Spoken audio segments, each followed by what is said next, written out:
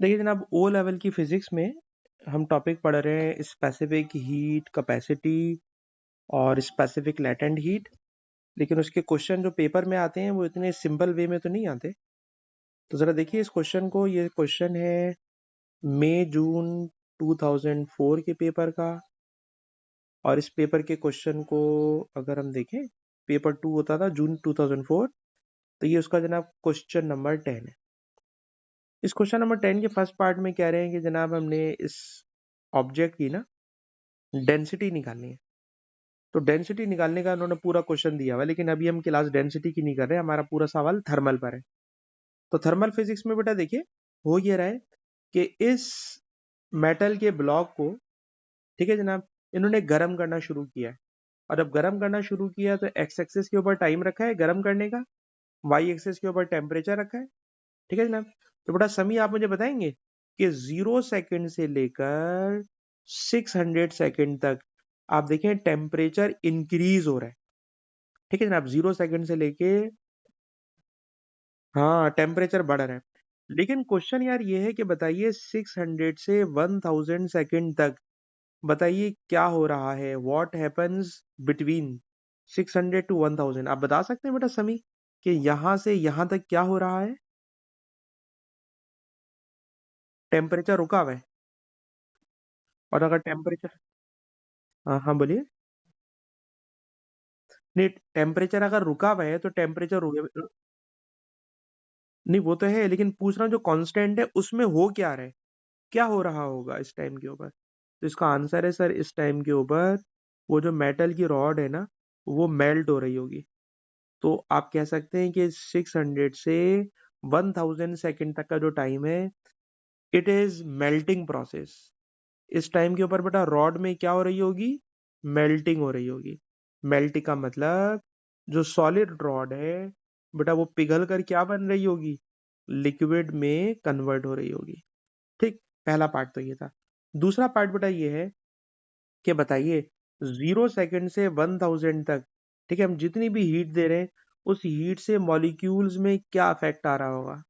ठीक, तो मैं आपको लास्ट क्लास में पढ़ा चुका हूँ, लेकिन दोबारा मैं बता देता हूँ। सर मॉलिक्यूल्स में इफेक्ट ये आ रहा होता है कि जब टेम्परेचर बढ़ रहा हो, आप देखिए टेम्परेचर बढ़ रहा है 0 सेकंड से लेकर 600 सेकंड तक टेम्परेचर बढ़ रहा है। सर जब टेम्परेचर बढ़ रहा हो तो याद रखिएगा इसके पार्टिकल्स की ना काइनेटिक एनर्जी बढ़ रही होगी। पार्टिकल्स की काइनेटिक एनर्जी बढ़ रही होगी। काइनेटिक एनर्जी बढ़ रही होती है, लेकिन पोटेंशियल एनर्जी कांस्टेंट रहती है। तो यही बोल रहा है कि पार्टिकल्स के ऊपर कमेंट्री करें क्या हो रहा होगा। तो याद रखिएगा कि 0 सेकंड से 600 सेकंड तक टेम्परेचर इंक्रीज हो रहा है। आप यूं लिखोगे, as the temperature is increasing from 0 second to 600 second, temperature increasing, so the kinetic energy of particles is increasing but potential energy stays constant। ठीक, लेकिन ये बताइए now from 600 to 1000 second, sir temperature constant है।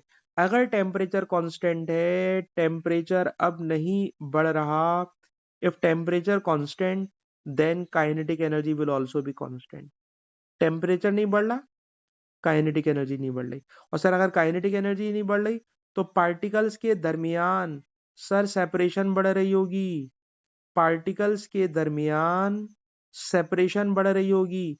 और जब particles के दरमियान separation बढ़ती है तो पार्टिकल्स की पोटेंशियल एनर्जी बढ़ रही होती है। और जब पार्टिकल्स की पोटेंशियल एनर्जी बढ़ेगी तो स्टेट चेंज हो जाएगी। और स्टेट चेंज होने का मतलब जो रॉड सॉलिड है, सर वो सॉलिड रॉड किस में कन्वर्ट होने लगेगी? लिक्विड में कन्वर्ट होना शुरू हो जाएगी। ठीक है जनाब। तो इस वाली बात को मैं लिख नहीं रहा, नोट्स के अंदर मैंने बिल्कुल प्रॉपर वे में लिखा हुआ है कि जिस टाइम के ऊपर मेल्टिंग हो रही होती है, पोटेंशियल एनर्जी बढ़ रही होती है, स्टेट चेंज हो रही होती है, टेम्परेचर स्टेज कांस्टेंट। और जब टेम्परेचर बढ़ रहा होता है सर, जब टेम्परेचर बढ़ रहा होता है तो टेम्परेचर बढ़ेगा। जब कभी बेटा टेम्परेचर बढ़ेगा तो टेम्परेचर बढ़ने का मतलब है पार्टिकल्स की काइनेटिक एनर्जी बढ़ रही है। ठीक है जी। तो ये दो पार्ट होगा। अब जरा बेटा थर्ड पार्ट पे आइए। थर्ड पार्ट के अंदर कैलकुलेशन है जो मैं आपको करके दिखाना चाहूंगा। कह रहे रॉड का मास इतना है, रॉड की स्पेसिफिक हीट कैपेसिटी इतनी है, और बताइए 0 सेकंड से 600 सेकंड तक आपने कितनी हीट एनर्जी सप्लाई की है, कितनी हीट एनर्जी सप्लाई की है। ठीक, तो ये क्वेश्चन का थर्ड पार्ट है जो मैं यहाँ पे प्रॉपर सॉल्व कर रहा हूँ। ठीक, तो समी भाई मुझे फॉर्मूला बताएं, क्या फॉर्मूला होगा? Q is equal to, temperature बढ़ रहा है बेटा, बोले CM थीटा। ठीक, बिल्कुल बिल्कुल आपने सही बताया। जहां लिखा हुआ है C, सर C की जगह लिखते हैं 880, C हो गया। फिर लिखा हुआ है मास, मास है सर 0.03 kg। ठीक, टेम्परेचर थीटा, थीटा कितना होगा? टेम्परेचर चेंज कितना होगा? तो सर टेम्परेचर चेंज हमें ग्राफ में से उठाना पड़ेगा, और जब टेम्परेचर चेंज को आप ग्राफ में से उठाओगे तो देखिएगा 600 और 700 के बिटवीन में, और 620, 640, 650 बिल्कुल बिटवीन में। तो हमने काफी जूम करके देख लिया, इट इज 650। तो सर टेम्परेचर का चेंज है 650। ठीक, तो आप यकीनन इन सारे नंबर्स को मल्टीप्लाई कर लोगे, तो मल्टीप्लाई करके आपको जो रिजल्ट मिलेगा बेटा, वो रिजल्ट किस में आ जाएगा? जूल्स में आ जाएगा। ठीक, तो क्वेश्चन का थर्ड पार्ट ये था कि कितनी हीट सप्लाई की बेटा, वो हमने हीट कैलकुलेट कर ली। उसके बाद जो क्वेश्चन का लास्ट पार्ट है, लास्ट पार्ट ये है कि 600 सेकंड से 1000 सेकंड तक 30 जूल एनर्जी पर सेकंड दी जा रही है। पर सेकंड एनर्जी इतनी दी जा रही है। ठीक, तो बताइए एक सेकंड में 30 जूल एनर्जी दी जा रही है। ख्याल रखिएगा इस बात का। ये क्वेश्चन के फोर्थ पार्ट को मैं समझाने जा रहा हूँ, जरा देखिएगा बेटा। एक सेकंड में, यानी टाइम है 1 सेकंड का, टाइम है 1 सेकंड का, तो हीट दी जा रही है, कितनी हीट दी जा रही है? देखिए 30 जूल, 30 जूल हीट पर सेकंड में दी जा रही है। ठीक, तो बेटा मुझे ये बताओ कि मेल्टिंग प्रोसेस 600 से कहाँ तक जा रहा है? तो इन्होंने कहा है calculate specific latent heat of fusion of aluminium, aluminium की स्पेसिफिक लेटेंट हीट। तो सर 600 से 1000 सेकंड तक जा रहे हैं, और 600 से 1000 सेकंड तक जा रहे हैं आप, तो there will be 400 second time. 400 second time में कितनी हीट दी जाएगी? एक सेकंड में 30 जूल है, तो 400 जूल में, 400 सेकंड में, सॉरी 400 सेकंड में कितनी हीट दी जाएगी? तो सर इसको क्रॉस मल्टीप्लाई कर ले, तो रिजल्ट आ जाएगा 4 3 12,000 जूल। इतनी जूल हीट आप सप्लाई कर रहे हो। ठीक है जनाब, बिटवीन 600 to 1000 सेकेंड। अच्छा, जब इतनी हीट दे रहे हैं तो इस हीट से हो क्या रहा है? सर इस हीट से मेल्टिंग प्रोसेस हो रहा है, और अगर मेल्टिंग प्रोसेस हो रहा है तो क्यू का फॉर्मूला होगा ml। Q is equal to ml, Q की जगह मैंने ml लिख दिया, नंबर ऑलरेडी 12,000 मेरे पास मौजूद है। बताइए एल कैलकुलेट करना है, तो एम वहां जाके डिवाइड हो जाएगा, और एम क्या है सर? एम है मास ऑफ मेटल। तो बेटा मेटल का मास कितना है इसके अंदर? सर मेटल का मास है 0.030 kg। आप डिवाइड करोगे तो रिजल्ट आ जाएगा जूल पर केजी में।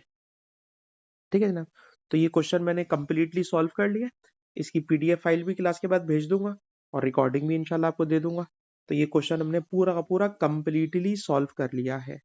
ठीक, ये क्वेश्चन हमारा खत्म हो गया। हाँ समी बेटा, ये सवाल समझ में आ गया? ये सवाल में कोई बात पूछना चाहते हैं? चले, जबरदस्त हो गया जी, आपको समझ में आ गया। उसके बाद फिर मैं कोई और भी शीट इसी टॉपिक के आसपास कराना चाहता हूँ। तो थर्मल की का ये वाला क्वेश्चन हो गया। हीट कैपेसिटी का बेटा देखिएगा, ये एक और क्वेश्चन है आपके सामने। ठीक, इस क्वेश्चन में क्या हो रहा है? तो जरा इस वाले क्वेश्चन में देखिए। इस क्वेश्चन में हो ये रहा है कि ये कौन सी ईयर का क्वेश्चन है, ईयर को भी देख लीजिए। सर ये ईयर है 2008। ठीक है जनाब, देखिए बेटा ये 2008 की पेपर का क्वेश्चन है। और क्वेश्चन क्या है जरा? सर क्वेश्चन ये है कि liquid air contain mixture of oxygen and nitrogen. ठीक है ना, आपको पता है कि एयर गैस की फॉर्म में होती है, पर इन्होंने एयर को इतना ठंडा कर दिया, इतना ठंडा कर दिया कि एयर का टेम्परेचर देख रहे हैं -200 से भी नीचे लेके चले गए। ठीक है ना, तो टेम्परेचर बहुत माइनस में, इतने माइनस पे जब लेके जाओगे तो एयर जो होगी ना, वो गैस की फॉर्म में नहीं होगी बेटा, बल्कि एयर किस फॉर्म में आ गई है? लिक्विड एयर है। और इस लिक्विड एयर के अंदर कौन कौन सी गैसेस हैं? दो गैसेस हैं, एक ऑक्सीजन गैस है और एक नाइट्रोजन गैस है। ठीक है जनाब, दो गैसेस हैं। इन दोनों गैसेस को, यानी गैसेस तो नहीं बोलेंगे क्योंकि ये मिक्सचर है, तो नाइट्रोजन और ऑक्सीजन इस वक्त लिक्विड फॉर्म के अंदर है। दोनों का उन्होंने बॉइलिंग पॉइंट दिया हुआ है। तो ये वाला बॉइलिंग पॉइंट 196 जो बॉइलिंग पॉइंट है ये नाइट्रोजन का है। तो बेटा मैंने लिख दिया 196 ये वाला नंबर होगा, ये नाइट्रोजन का बॉइलिंग पॉइंट है। और ये ऑक्सीजन का बॉइलिंग पॉइंट है -183। तो ये जो 183 है it is the boiling point of oxygen and it is the boiling point of nitrogen. ठीक। और इस वक्त दोनों मिक्स हैं, दोनों मिक्स हैं इस वक्त। ठीक है जनाब, दोनों का मिक्स है।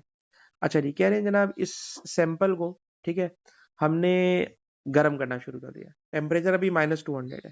ठीक। कह रहे हैं describe to changes of state that occur and state when they occur. ठीक। तो बताइए कौन सी स्टेट कितने टेम्परेचर पर चेंज होगी। तो आप ये लिखोगे at -196 liquid nitrogen turns into gas. ठीक है ना, as it is boiling point.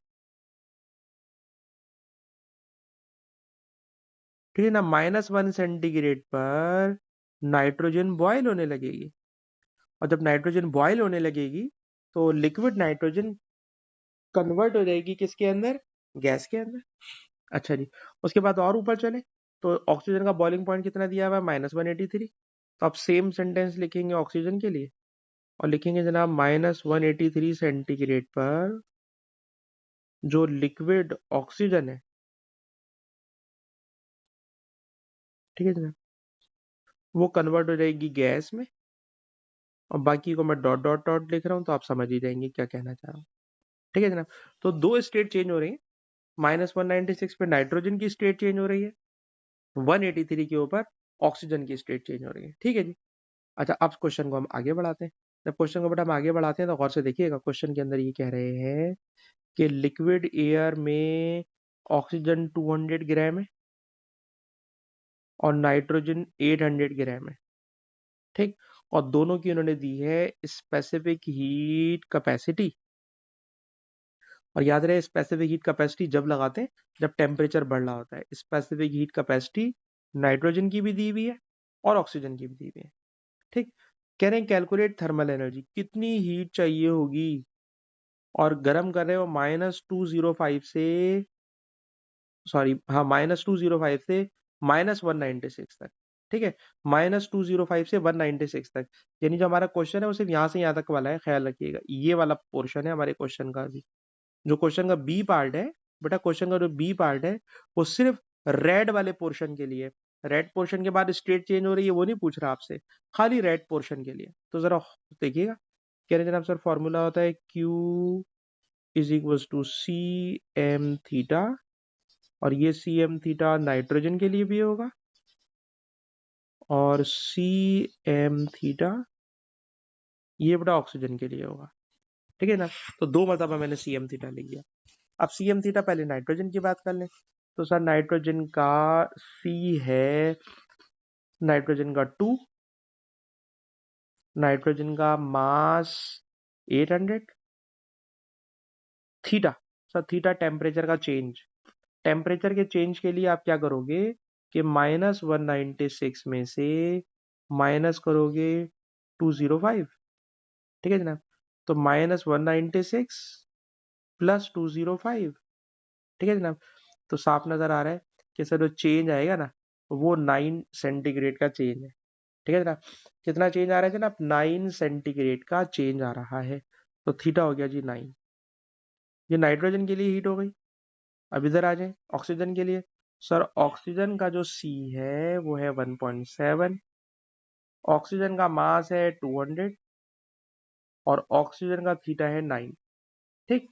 Calculator से सॉल्व करोगे तो आपको रिजल्ट मिलेगा। कैलकुलेटर मैं नहीं चला रहा, इस सवाल को आप खुद से कंप्लीट करोगे। ठीक है जनाब, तो ये एक और क्वेश्चन था जो स्पेसिफिक हीट से रिलेटेड था, तो ये क्वेश्चन भी मैंने आपको कंप्लीट करा दिया। और इस क्वेश्चन को कंप्लीट करके और कल वाली क्लास के अंदर भी मैंने आपको अच्छे खासे क्वेश्चन इस टॉपिक के करा चुका हूँ। तो मेरा नहीं ख्याल कि आप मुझे स्पेसिफिक हीट या थर्मल में आपको और कुछ मतलब इस टॉपिक में और कराना चाहिए। और अब मुझे आपके लिए पढ़ाने का टॉपिक मेरे ख्याल में चेंज कर लेना चाहिए। ठीक है जी, टॉपिक को मैं चेंज कर रहा हूँ और टॉपिक चेंज करके हम अगले किसी टॉपिक के अंदर शिफ्ट होना चाहेंगे। और अगले किसी टॉपिक में शिफ्ट होने के लिए हमें पहले नोट्स में जाना होगा, ताकि नोट्स में से हम आपको अगले टॉपिक में लेके जा सकें। ठीक है जी, तो मैं आ रहा हूँ समी के फाइल में। समी के फाइल में आके नोट्स का सेट नंबर 1 ढूंढ रहा हूँ, जो मुझे अभी मिल नहीं रहा। नोट्स का सेट नंबर 1,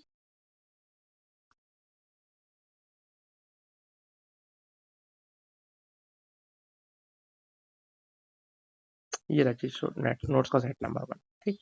अच्छा बेटा, ये वही वाला टॉपिक है, आपकी वाली फाइल खुली हुई है इसके अंदर, और इसके अंदर मैं लास्ट के अंदर ये पूरा पेज आपको पढ़ा चुका हूँ। ठीक। और ये पूरा पेज पढ़ा के मैंने सारी की सारी बातें कंप्लीट करा दी थी। एक हेडिंग मुझे इसमें नजर आ रही है जो मैंने आपको नहीं करवाई भी, और ये भी पास पेपर के क्वेश्चन में आया हुआ है सवाल, थर्मल इक्विलिब्रियम क्या चीज होती है। तो बड़ा जरा थर्मल इक्विलिब्रियम की डेफिनेशन समझिएगा इजी वर्डिंग में। सर, अगर आपके कमरे में एसी चल रहा हो और एसी का टेम्परेचर आपने रूम के अंदर फॉर एग्जांपल -20 पे रखा हुआ है, और बाहर गर्मी हो रही है और बाहर का टेम्परेचर इस वक्त 30 सेंटीग्रेड है। ठीक है जनाब, रूम टेम्परेचर 20 पे रखा हुआ है, बाहर का टेम्परेचर 30 सेंटीग्रेड है। अब खुदा नखास्ता लाइट चली गई, और लाइट चली गई तो आपने, जाहिर सी बात है, बाहर से हीट अंदर आना शुरू हो जाएगी। आप किसी भी तरीके से रोक लें, वो दरवाजे के नीचे से, दीवारों से, कहीं ना कहीं से हीट अंदर आना शुरू हो जाएगी। और आते आते आते आते थोड़ी देर में अंदर और बाहर का टेम्परेचर, टाइम लगेगा, पर अंदर और बाहर दोनों का टेम्परेचर बराबर हो जाएगा। तो जो आपका रूम है इट इज सिस्टम, बाहर का एनवायरनमेंट सराउंडिंग। तो जब सिस्टम और सराउंडिंग दोनों का टेम्परेचर इक्वल हो जाए, ठीक है जनाब, जो आपका रूम है वो सिस्टम है, बाहर का जो एनवायरनमेंट है वो सराउंडिंग है, जब दोनों का टेम्परेचर बराबर हो जाए तो हीट का फ्लो रुक जाता है। और अब हीट का फ्लो रुक जाए तो हम कहते हैं कि जनाब क्या आ गया है, थर्मल इक्विलिब्रियम आ गया। ठीक।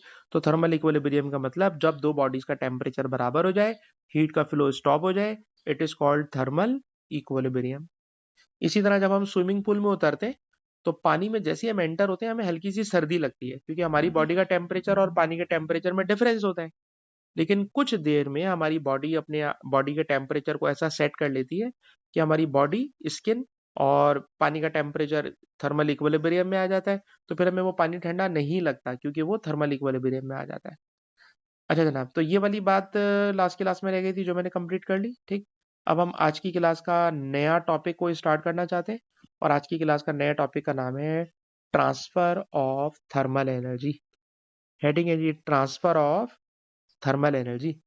ट्रांसफर ऑफ थर्मल एनर्जी का क्या मतलब है? तो आप जानते हैं हीट, सर, एक ऐसी एनर्जी है जो हमेशा हाई टेम्परेचर से लो टेम्परेचर की तरफ ट्रैवल करती है। ठीक है जनाब, हीट का हाई टेम्परेचर से लो टेम्परेचर की तरफ ट्रैवल करना ताकि थर्मल इक्विलिब्रियम स्टैब्लिश हो सके, it is known as transfer of thermal energy. और ट्रांसफर ऑफ थर्मल एनर्जी के 3 मैकेनिज्म है। वो 3 मैकेनिज्म में एक का नाम कंडक्शन है, एक का नाम कन्वेक्शन है, और एक का नाम रेडिएशन है।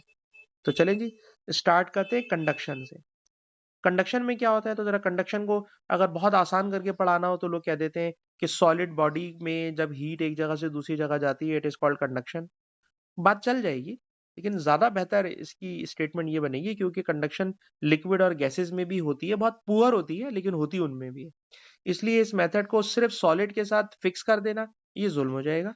ठीक है जनाब, सॉलिड इसकी एग्जाम्पल हो सकता है, लेकिन सिर्फ सॉलिड में कंडक्शन होती है ये बात गलत है। ठीक है, तो आइए जरा कंडक्शन को समझने की कोशिश करते हैं। कंडक्शन को समझने के लिए देखिए कि ये एक मेटल की रॉड है। इस मेटल की रॉड को ऑब्वियसली सॉलिड है। सर, अगर ये सॉलिड है तो इसके तमाम एटम अपनी जगह पर फिक्स होंगे। ठीक है जनाब, इनके दरमियान में जरा सी भी खाली जगह नहीं होगी। लेकिन काइनेटिक थ्योरी कहती है कि ये पार्टिकल स्टेशनरी नहीं होते, हर पार्टिकल वाइब्रेशन कर रहा होता है। ठीक है ना, हर पार्टिकल वाइब्रेशन कर रहा होता है, अपनी जगह पे रहेगा लेकिन वाइब्रेशन कर रहा होगा। तो अपनी जगह पे रह के वाइब्रेशन हर पार्टिकल कर रहा होता है। ठीक है जनाब, अब आपने क्या करा कि सर एक तरफ यहाँ पर फ्लेम लगा दिया। जैसी फ्लेम लगा दिया तो आपने हीट का सोर्स लगा दिया। इस हीट एनर्जी को इसका पार्टिकल क्या करेगा, एब्जॉर्ब कर लेगा, इस सॉलिड का, इस मटेरियल का, इस रॉड का पार्टिकल जो हीट सोर्स के करीब होगा वो एनर्जी गेन कर लेगा।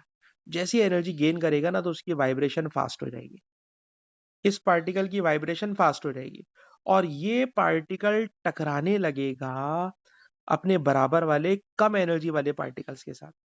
और जब पार्टिकल टकराएगा तो पार्टिकल अपने बराबर वाले पार्टिकल को काइनेटिक एनर्जी देने लगेगा। इस तरह जो कम एनर्जी काइनेटिक एनर्जी वाला पार्टिकल था वो भी फास्टर वाइब्रेट करने लगेगा और वो उससे अगले पार्टिकल से टकराने लगेगा। तो इसका मतलब तो ये हुआ कि हमने एक पार्टिकल को हीट एनर्जी दी तो वो दूसरे को देगा, वो उससे अगले वाले को देगा टकरा टकरा कर, और टकरा टकरा कर ये हीट एनर्जी एक एंड से दूसरे एंड की तरफ ट्रांसफर होने लगेगी। पर याद रखिएगा हर पार्टिकल अपनी जगह पर रहेगा, कोई भी पार्टिकल अपनी जगह छोड़ता नहीं है। अगर पार्टिकल ने अपनी जगह चेंज कर ली तो फिर वो कंडक्शन नहीं कुछ और शुरू हो जाएगा, कन्वेक्शन की तरफ चले जाएंगे हम लोग। ठीक, लेकिन अभी क्या बात करना चाह रहे हैं, पार्टिकल अपनी जगह पे रहेगा, हर पार्टिकल अपनी जगह पे रहेगा और हर पार्टिकल अपने बराबर वाले पार्टिकल को हीट देता रहेगा और ये प्रोसेस लेयर बाय लेयर चलेगा। जो अभी मैंने आपको बताई एग्जाम्पल ड्रॉ करके दिखाई वो एक लेयर है, इसी तरह ऊपर वाली लेयर होगी, इसी तरह नीचे वाली लेयर होगी। तो ये प्रोसेस लेयर बाय लेयर चलता रहेगा और हीट जो होगी वो कूलर पार्ट तक पहुंचना शुरू हो जाएगी। ठीक है जनाब। तो किसी भी सॉलिड को जब आप गर्म करते हैं तो सॉलिड के अंदर ये मैकेनिज्म हो रहा होता है, लेकिन आपको याद होगा कि सॉलिड में भी हम कहते हैं कि कुछ चीजें कंडक्टर है जैसे मेटल, और कुछ मटेरियल इंसुलेटर है। ठीक है जनाब। तो याद रखिएगा कंडक्टर में फ्री इलेक्ट्रॉन्स भी आ जाते हैं, इंसुलेटर में फ्री इलेक्ट्रॉन नहीं होते। ठीक है ना, कंडक्टर में फ्री इलेक्ट्रॉन होते हैं और वो जो फ्री इलेक्ट्रॉन होते हैं वो फ्री इलेक्ट्रॉन भी यहाँ से हीट एब्जॉर्ब करते हैं और वो फ्री इलेक्ट्रॉन जो रैंडमली इधर उधर घूम रहे हैं, जो मैं ड्रॉ नहीं कर रहा यहाँ पे कलरिंग करके दिखा रहा हूँ, ये फ्री इलेक्ट्रॉन है। ये फ्री इलेक्ट्रॉन जो हमें इस डायग्राम में नजर नहीं आ रहे, ये फ्री इलेक्ट्रॉन लेफ्ट साइड से हीट एब्जॉर्ब कर रहे हैं और राइट साइड जो कूलर साइड है उस तरफ भागना शुरू कर रहे हैं। और जनाब इन इलेक्ट्रॉन्स के भागने से, इलेक्ट्रॉन के फ्लो करने से, अरे जनाब पोटेंशियल डिफरेंस भी क्रिएट हो जाएगा, पोटेंशियल डिफरेंस भी क्रिएट करा देंगे। ठीक है जनाब, थर्मोकपल के अंदर ये मैकेनिज्म पढ़ेंगे। लेकिन हीट एक एंड से दूसरे एंड की तरफ जाने लगेगी। तो याद रखिएगा जितने भी कंडक्टर्स होते हैं उन कंडक्टर्स में होते हैं फ्री इलेक्ट्रॉन्स। तो ये जो फ्री इलेक्ट्रॉन्स होते हैं ये फ्री इलेक्ट्रॉन हीट के सोर्स से एनर्जी गेन कर लेते हैं, इनकी मूवमेंट तेज हो जाती है, ये फ्री इलेक्ट्रॉन भागने लगते हैं हाई टेम्परेचर से लो टेम्परेचर वाले रीजन में और ये टकराते हैं बाकी इलेक्ट्रॉन्स के साथ और उनको भी एनर्जी ट्रांसफर करना शुरू कर देते हैं। ठीक है जनाब। तो वो प्रोसेस जो फ्री इलेक्ट्रॉन्स की मूवमेंट की वजह से हो, फ्री इलेक्ट्रॉन्स की मूवमेंट की वजह से हो, उस प्रोसेस को हम लोग कह देते हैं कि ये भी कंडक्शन को और फास्ट कर देते हैं। कंडक्शन के प्रोसेस को ये क्या कर देते हैं जनाब, फास्ट कर देते हैं, कंडक्शन का प्रोसेस तेज हो जाता है। ठीक, अब यही वजह है कि अगर हम अपनी डेली लाइफ में देखें तो डेली लाइफ के अंदर अगर हम अपने किचन में चले जाएं तो किचन में जाकर आप देखेंगे कि कुछ बर्तन ऐसे होते हैं, मतलब कुछ बर्तन क्या होते हैं जो खाना पकाने के बर्तन होते हैं। सर खाना पकाने के बर्तन मेटल के होते हैं लेकिन उनका जो हैंडल होता है वो प्लास्टिक का होता है। और जब हैंडल प्लास्टिक का होता है तो उस प्लास्टिक के हैंडल पे जब हम हाथ पकड़ते हैं तो वो हमें गर्म नहीं लगता, बाकी पूरा बर्तन गर्म होता है। जरा एक एनिमेशन देखिएगा बेटा, ये दो मेटल की एक मेटल की रॉड है, एक मेटल की रॉड है, एक गिलास की रॉड है। गिलास इंसुलेटर है, गिलास इंसुलेटर है, मेटल की रॉड कंडक्टर है। आप देखिए मेटल की रॉड रेड कलर से नजर आ रही है, इस एनिमेशन में रेड कलर का मतलब है हीट। अच्छा, इन दोनों रॉड के कोनों पर इन्होंने, ठीक है जनाब, फ्लेम लाके रख दिया। तो याद रखिएगा कि metal is a better conductor of heat गिलास के मुकाबले में। अब जरा इस गिलास की रॉड को देखिएगा, जब हम इस गिलास की रॉड को स्टडी करते हैं तो गिलास की रॉड के अंदर अगर आप देखें, गिलास की रॉड के अंदर अगर आप देखें तो गिलास की रॉड में ये सिर्फ और सिर्फ पार्टिकल है। ठीक है जनाब। और ये पार्टिकल जैसे जैसे हीट एब्जॉर्ब करते जा रहे हैं तो देखिए रेड होते जा रहे हैं। जो व्हाइट पार्टिकल थे they are absorbing heat, their colour is changing, it means they are absorbing heat and they are colliding with the neighbouring particle. और देखिए राइट साइड से लेफ्ट साइड की तरफ हीट पार्टिकल्स की वाइब्रेशन से, इनकी collision से हीट एक एंड से दूसरे एंड की तरफ ट्रांसफर हो रही है। तो गिलास रॉड इंसुलेटर है लेकिन इसमें जो हीट एक जगह से दूसरी जगह जा रही है ये सिर्फ और सिर्फ पार्टिकल्स के कोलिजन से जा रही है। ठीक है जनाब, पार्टिकल के कोलिजन से जा रही है। और सॉलिड गुड कंडक्टर होते हैं। लिक्विड और गैसेस में भी कंडक्शन होती है लेकिन very very small, they are poor conductor. लेकिन जरा इस मेटल की रॉड को देखिए, इस मेटल की रॉड में ये जो आपको ब्लू कलर के उड़ते हुए पार्टिकल नजर आ रहे हैं, दीज आर इलेक्ट्रॉन्स। तो when a metal rod is heated, तो आप देखिए जो पार्टिकल्स हैं वो भी हीट एब्जॉर्ब कर रहे हैं और रेड होते जा रहे हैं। लेकिन इन पार्टिकल्स की वाइब्रेशन के साथ साथ एक नई चीज यहाँ पर आपको नजर आ रही है, दैट इज फ्री इलेक्ट्रॉन्स। जनाब, ये फ्री इलेक्ट्रॉन जो रैंडमली इधर उधर भाग रहे हैं, जो अभी ब्लू कलर के नजर आ रहे हैं, ये भी अपने अंदर हीट को अब एब्जॉर्ब करना शुरू कर रहे हैं। और इनके रैंडम मोशन की वजह से, इनकी कोलिजन की वजह से, कहते हैं हीट बहुत तेजी के साथ कंडक्ट होती है। तो जो रेड पार्टिकल नजर आ रहे हैं, सर रेड पार्टिकल्स उसके अपने एटम्स हैं, उनकी वाइब्रेशन से हीट हो रही है। और जो ब्लू नजर आ रहे थे वो फ्री इलेक्ट्रॉन थे, और वो फ्री इलेक्ट्रॉन लेफ्ट साइड से राइट साइड की तरफ फ्लो कर रहे थे। तो जनाब पूरी बात कंक्लूजन ये बनी कि ट्रांसफर ऑफ हीट का वो मैकेनिज्म जिसमें सिर्फ पार्टिकल टकराते हैं, it is called conduction. Her particle, ठीक है जनाब, अपनी जगह पर रहता है, अपनी जगह को छोड़ेगा नहीं और हीट को कंडक्ट करेगा। ठीक है जनाब, लिक्विड और गैसेस के अंदर भी ये प्रोसेस होता है लेकिन बहुत स्लो होता है। ठीक है, मेटल्स बेहतरीन कंडक्टर हैं क्योंकि उनमें फ्री इलेक्ट्रॉन्स होते हैं, और उन फ्री इलेक्ट्रॉन्स के फ्लो करने से भी हाई टेम्परेचर से लो टेम्परेचर रीजन की तरफ हीट आराम से ट्रांसफर हो जाती है। और इस मैकेनिज्म का नाम क्या है सर? इस मैकेनिज्म का नाम है कंडक्शन ऑफ हीट। इस मेथड का नाम था जनाब कंडक्शन ऑफ हीट। ठीक है जी, अब हम वापस आ जाते हैं अपने टॉपिक के ऊपर, और हमारा जो टॉपिक चल रहा था इट वाज कंडक्शन। कंडक्शन के बाद जनाब नेक्स्ट हेडिंग है हमारे पास कन्वेक्शन। कन्वेक्शन क्या होता है सर? कन्वेक्शन में होने वाला ये है कि यूजुअली हम लोग क्या देते हैं जनाब, कन्वेक्शन जो होता है वो लिक्विड और गैसेस में होता है, और लिक्विड और गैसेस के लिए एक टर्म यूज करते हैं फ्लूइड। ठीक है जनाब, तो वो प्रोसेस जिसमें हीट किसी फ्लूइड में फ्लो करती है। अब फ्लूइड में कैसे फ्लो करती है, तो उसके लिए एक बहुत इंपॉर्टेंट टर्म आपको समझना पड़ेगी, that is density change. That is density change. Density change में क्या होने वाला है, तो जरा सुनिएगा। फॉर एग्जाम्पल, ये किसी लिक्विड को मैं गर्म कर रहा हूँ और इसके नीचे मैंने फ्लेम लगाया हुआ है। ठीक, तो गौर कीजिएगा, जो नीचे वाले पार्टिकल है इससे सब उसको दिखा रहा हूँ, जो लिक्विड नीचे वाला है। ठीक है ना, जो लिक्विड नीचे वाला है, तो वह ये जो नीचे वाला लिक्विड है ये हीट एनर्जी एब्जॉर्ब करता है। एब्जॉर्ब करके इनकी काइनेटिक एनर्जी बढ़ जाती है। पार्टिकल एक दूसरे से जोर जोर से टकराते हैं, एक दूसरे को धक्का देते हैं, तो लिक्विड में थर्मल एक्सपेंशन हो जाता है। बहुत थोड़ा होता है लेकिन होता है। जैसे ही थर्मल एक्सपेंशन होगा, तो थर्मल एक्सपेंशन का मतलब उस मटेरियल के वॉल्यूम का बढ़ना। तो जो लिक्विड बॉटम साइड पे रखा हुआ है सर, उसका वॉल्यूम बढ़ जाता है। आपको पता है वॉल्यूम बढ़ेगा तो इसकी डेंसिटी कम हो जाएगी, और जैसे ही डेंसिटी कम होती है, तो हीट के सोर्स के करीब जो फ्लूइड है जिसकी डेंसिटी कम हो गई है, वो ऊपर की तरफ भागने लगता है। ठीक है जनाब, तो याद रखिएगा जितने भी हॉटर फ्लूइड होते हैं वो राइज करते हैं ऊपर की तरफ। ठीक है जनाब, जो गर्म लिक्विड होगा, गर्म लिक्विड नीचे से ऊपर की तरफ भागेगा।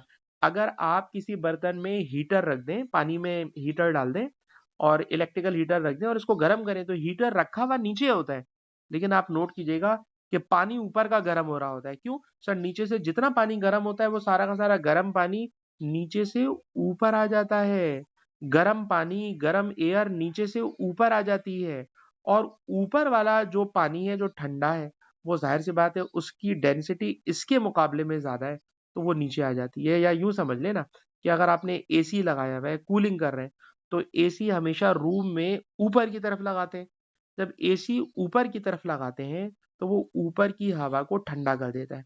जैसे ही ऊपर की हवा ठंडी होती है, तो हवा ठंडी होने से उस एयर का वॉल्यूम कम हो जाता है। सर वॉल्यूम कम होता है तो डेंसिटी ज्यादा हो जाती है।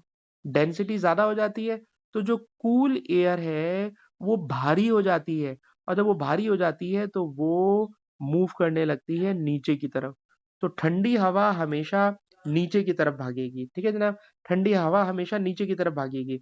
तो याद रखिएगा, कभी भी आपने किसी चीज को ठंडा करना हो तो हमेशा ठंडा करते हैं टॉप से। ठंडा करते हैं हमेशा टॉप से। और कभी भी किसी लिक्विड को गर्म करना हो, तो गैस को गर्म करना हो, तो गर्म करने के लिए हमेशा हम लोग प्रोसेस कहाँ से स्टार्ट करते हैं? नीचे से स्टार्ट करते हैं। ठीक है जनाब, इस वाली चीज को भी अगर हम एक एनिमेशन में देख लें, तो एनिमेशन में देखकर ये वाली चीज हमें ज्यादा अच्छी समझ में आ सकेगी। अलबत्ता मैंने वीडियो गलत चला दी है, मुझे जाना है इस वक्त कन्वेक्शन की वीडियो में और मुझे नजर आ रही है कंडक्शन की वीडियो। है अभी इस टैबलेट के ऊपर ना इतनी मैं रवानी से चीजें ढूंढ नहीं पाता। अच्छा जरा देखिए कन्वेक्शन का प्रोसेस एनिमेशन में देखिए बेटा। कन्वेक्शन में क्या होने वाला है, लिक्विड और gases they are called fluid, ठीक है जनाब। और इन दोनों में कन्वेक्शन होती है, कंडक्शन होती है लेकिन बहुत स्लो। लेकिन मेनली इसके अंदर क्या होती है, कन्वेक्शन होती है। और कन्वेक्शन कैसे होती है, तो ये कन्वेक्शन के प्रोसेस को इस एनिमेशन में समझने की कोशिश करते हैं। कहते हैं जनाब जितने भी लिक्विड होते हैं, गैसेस होते हैं, इनके पार्टिकल अपनी जगह पे फिक्स नहीं होते। ये रूम है, रूम के अंदर देखिए सारे पार्टिकल इधर उधर रैंडमली घूम फिर रहे हैं, ठीक है जनाब। इस रूम में जो पार्टिकल्स हैं, एयर के पार्टिकल्स हैं, वो इधर उधर घूम रहे हैं।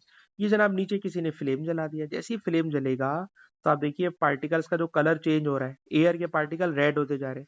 तो रेड पार्टिकल नीचे से ऊपर भागने लगेंगे, रेड पार्टिकल नीचे से ऊपर भागने लगेंगे। तो जनाब ये देखिए रेड पार्टिकल नीचे से ऊपर चलेगा, रेड पार्टिकल ऊपर चलेगा। और जो रेड पार्टिकल ऊपर चलेगा तो ऊपर के जो ठंडे पार्टिकल हैं उनको टक्कर मार मार के वो उनको भी हीट देंगे। लेकिन जो नीचे वाली ठंडी एयर है जो अभी भी ब्लू कलर की नजर आ रही है, वो फ्लेम से हीट एब्जॉर्ब करने लगेगी। और जब वो फ्लेम से हीट एब्जॉर्ब करने लगेगी देखिए वो भी रेड कलर की हो गई, क्योंकि उनकी सर थर्मल एनर्जी ज्यादा हो गई, उनकी डेंसिटी कम हो गई। लो डेंसिटी एयर ऊपर भागेगी, लो डेंसिटी लिक्विड ऊपर भागता है, लो डेंसिटी एयर ऊपर भागती है, गर्म हवा हमेशा ऊपर भागती है। इस तरह के ये करेगा कन्वेक्शन करंट। कन्वेक्शन करंट के अंदर अब समझ लें, कन्वेक्शन करंट का मतलब गर्म एयर का ऊपर भागना और ठंडी एयर का नीचे भागना, इट इज कॉल्ड कन्वेक्शन। तो कन्वेक्शन में हमेशा जो पार्टिकल्स होते हैं, जो मटेरियल होता है, उस मटेरियल के जो पार्टिकल्स होते हैं वो अपनी जगह चेंज कर लेते हैं, ठीक है जनाब। इसकी बहुत सारी एप्लीकेशन है। उन एप्लीकेशन में जो अभी मैंने आपको एप्लीकेशन बताई, कमरे में एसी चल रहा है, एसी वाली एप्लीकेशन देख लीजिए। इसके अलावा इलेक्ट्रिक हीटर जो हम लोग यूज करते हैं, उस इलेक्ट्रिक हीटर को, बल्कि आप लोग कोयटा में रहते हैं तो आपको तो ये वाली बात ज्यादा अच्छी समझ में आती होगी कि हीटर में जब कभी हम हीटर लगाते हैं पानी में नीचे की तरफ, तो आप देखिएगा कि जो ऊपर का पानी है वो गर्म हो जाएगा, क्योंकि नीचे वाला पानी जो जो भी गर्म पानी होगा, तो सर जो गर्म पानी होता है जो बॉटम में रखा हुआ होता है उसकी डेंसिटी कम हो जाती है, वो ऊपर की तरफ भागता है। और ऊपर का जो ठंडा पानी होता है वो सिंक कर जाता है नीचे की तरफ। तो जनाब इस तरह कन्वेक्शन का एक करंट चलता है और पूरा पानी हीटर से गर्म हो जाता है, ठीक। अच्छा इसी बात को जरा एक और चीज पे समझिएगा जो कि बहुत काम की चीज है, कि सर ये सी ब्रीज क्या होती है और लैंड ब्रीज क्या चीज होती है, तो जरा समझिएगा। कहते हैं जनाब कराची में हम लोग समंदर के करीब रहते हैं, ठीक। बल्कि आप लोग भी जहाँ डीएचए में रहते थे वहां पे बिल्कुल समंदर करीब था। तो बताइए जब गर्मियां होती हैं तो गर्मियों में जब बहुत हाई टेम्परेचर होता है तो याद रखिएगा पानी की स्पेसिफिक हीट कैपेसिटी ज्यादा है। तो याद रखिएगा समंदर का पानी अपने अंदर हीट बहुत ज्यादा एब्जॉर्ब कर लेता है। समंदर के पानी में हीट बहुत ज्यादा एब्जॉर्ब हो जाती है। तो पानी में हीट एब्जॉर्ब करने की सलाहियत बहुत ज्यादा है। लेकिन जहां पे पानी नहीं है, जहां पर लैंड रीजन है, ठीक है ना, पूरा कराची जो लैंड रीजन है, उस लैंड रीजन में जब सूरज की तेज धूप पड़ती है, तो फॉर एग्जाम्पल बेटा ये लैंड रीजन है और फॉर एग्जाम्पल ये समंदर के पानी का रीजन है, ठीक है जनाब। तो जो लैंड रीजन है जब उसके ऊपर सूरज की हीट पड़ती है तो यहाँ की जो एयर होती है ना, ये एयर क्योंकि जमीन गर्म है तो सर ये एयर गर्म हो जाती है, ठीक है ना। फॉर एग्जाम्पल ये भी एयर मैंने बनाई है और ये भी मैंने एयर बनाई है, ये दोनों एयर है, ठीक। अभी सूरज आना शुरू है, बताइए जैसे जैसे जमीन जमीन सर तेजी से गर्म होगी, तो सर जमीन तेजी से गर्म होगी तो जमीन के ऊपर वाली एयर तेजी से गर्म होगी।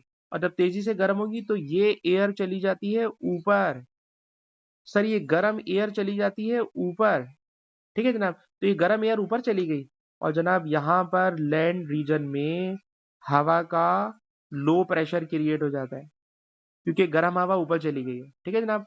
हॉट एयर ऊपर चली गई, ठीक है जनाब, हॉट एयर ऊपर चली गई, यहाँ पे लो प्रेशर आ गया। अच्छा इधर आ जाइए समंदर के पानी में।